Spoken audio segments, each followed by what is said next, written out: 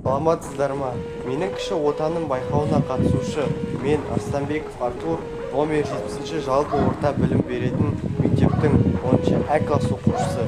Ата кәсібімізді жандандырып отырған СПК Бұтақ шаруа қожалығымен сіздерді таныстырамын. Ақжар елді мекенде СПК Бұтақ шаруа қожалығы қазіргі таңда жылқы өсіру, сүтін емдік мақсатта пайдалану, атбегілік кәсібін жаңғырту бойынша өз кәсібін дөңгелетіп отыр.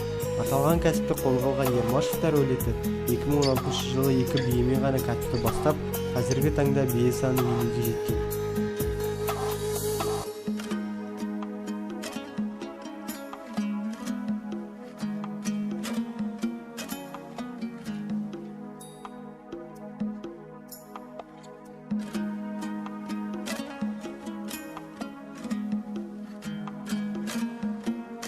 Жылқы малдың патшасы, түйе малдың қасқасы деген мақал қазақта тегін айтылмаған.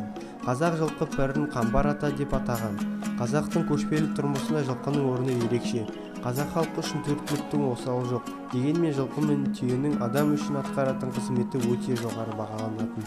Осы сіздің СПК Бұтақ кәсібі туралы тереңірек айтып өтсеңіз, қалай басталды, бұның барлығы тереңірек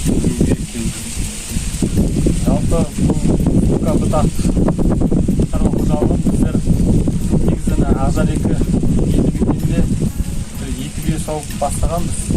Содан жайлап кеңейтіп, осы жер сатып алдық. Осы жерден жайлап қымыз адамдар саумалға келеді. Сол саумал ішіп, барлығы осы жерден денсаулыққа барлығына пайдалы. Соны кәсіп қылып отырмыз қазір. Қазіргі таңда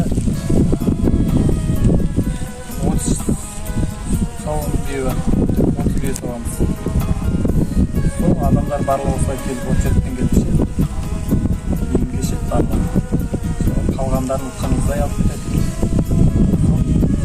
Саумал, қымыздан басқа бұл шаруашылық тағы қандай кәсіп түрлерімен айналысады? Бұнда адамдар көбіне атқа мініп келеді. Аттарға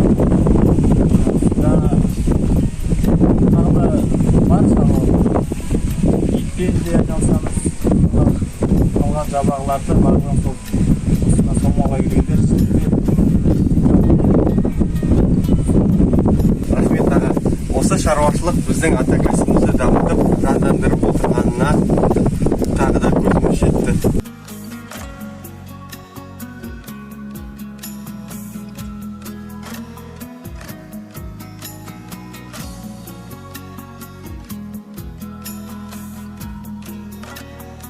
Жылқы шаруашылығының басты өнімі сүті. Бие сүтінен қымыз ашытылады. Түркі халықтары этнографиясының көрнекті өкілі Леонид Потапов қымызды ойлап тапқан көшпенділер. Көшпендінің бұл жаңалыққа тап болуы әсте қиын емес еді. Сауып алынған бие сүті тері ыдысқа құйып көшіп жүргенде ыстық күнде шайқалған. Сүт өзінен өзі қымызға айналған. Шайқалған сүтті ішіп көрген көшпенді шөлінің қанып, жан сарайының ашылғанын, көңілінің көтерілгенін байқайды. Ол енді қымызды ашытудың әдістерін жетілдіре түсуге кіріскен деген пікір айтады. Ғалымдардың пікірлеріне сүйенер болсақ, қымыз туберкулез ауруына қарсы бірден-бір шипа. Ертеректе 1858 жылы осы дертті қымызбен емдейтін шипажай Самара қаласында ашылған екен. Қымыздың құрамындағы дәрумендер адам ағзасында тез тарайды. Оның құрамында қан гемоглобині, эритроциттерді көбейтетін дәрумендер өте көп. Тіптен кейбір деректерге сүйенсек, жүкті әйелдердің бетіне қалып қоятын қара дақтарға биенің жаңа сауылған сүтінің көбігін жақса, еш дақ қалмайды екен. Сондай-ақ бұрынғы аналарымыздың ешқандай медицинасыз, дәрі-дәрмексіз дүниеге қаншама ұл қызды әкелуінің де осы қымыздың қуаты десек те қателеспейміз. Жаңа сауылған биенің сүті жас балаға жылда ішкізген. Мүмкәз балалардың денсаулығы осы саумалдың арқасында дұрысталып кеткен.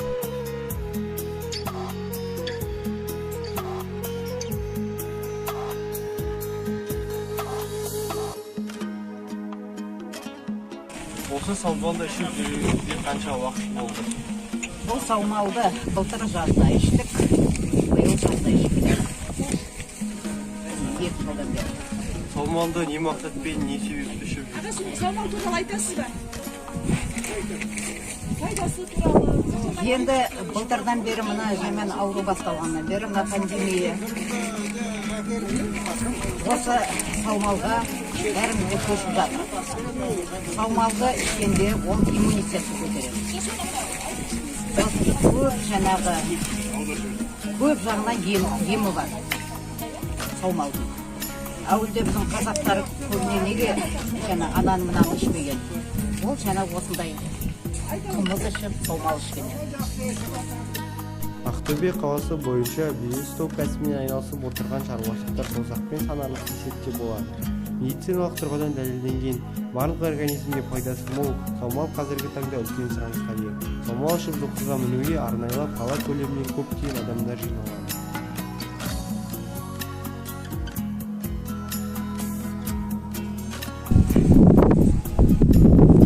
Ата кәсібімізді жалғастырып, жандандырып отырған менің кіші отанымның азаматтарымен мақтанамын. Назарларыңызға көп рахмет.